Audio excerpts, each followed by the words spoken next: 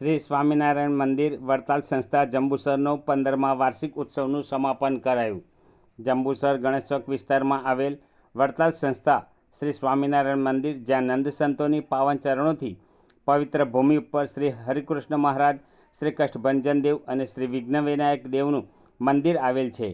આ મંદિરનો જીર્ણોદ્ધાર કરી નવીનીકરણ કર્યાને 15 વર્ષ થયા હોય.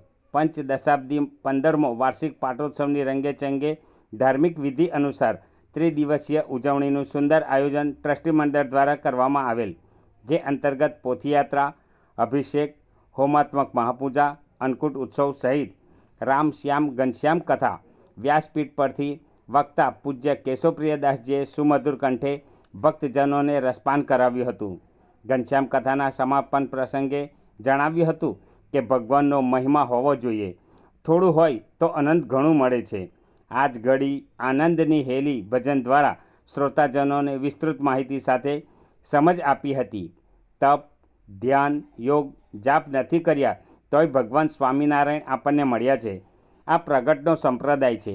સત્સંગીઓએ પ્રગટના ભાવમાં જીવવું જોઈએ તેમ કહી મંદિરનું મહત્વ સમજાવી આ મંદિર વિજ્ઞાનંદ સ્વામીએ બંધાવ્યું હતું. તે જર્જરિત થતાં ડૉક્ટર દીપકભાઈ રાઠોડના પ્રયત્નોથી આ મંદિરનું નવનિર્માણ કરાયું હતું.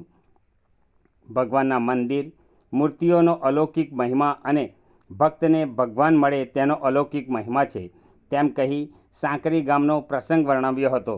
આ સહિત અનેક પ્રસંગો સાથે કથાનું સમાપન કરાયું. ત્યારબાદ અન્નકૂટ મહાઆરતી અને મહાપ્રસાદનું સુંદર આયોજન કરવામાં આવ્યું હતું.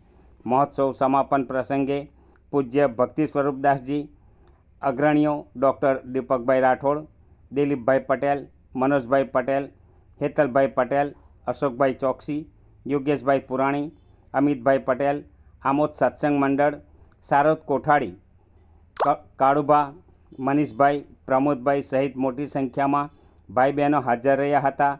કાર્યક્રમનું સુચારું સફળ સંચાલન વિશાલ પટેલ દ્વારા કરવામાં આવ્યું હતું.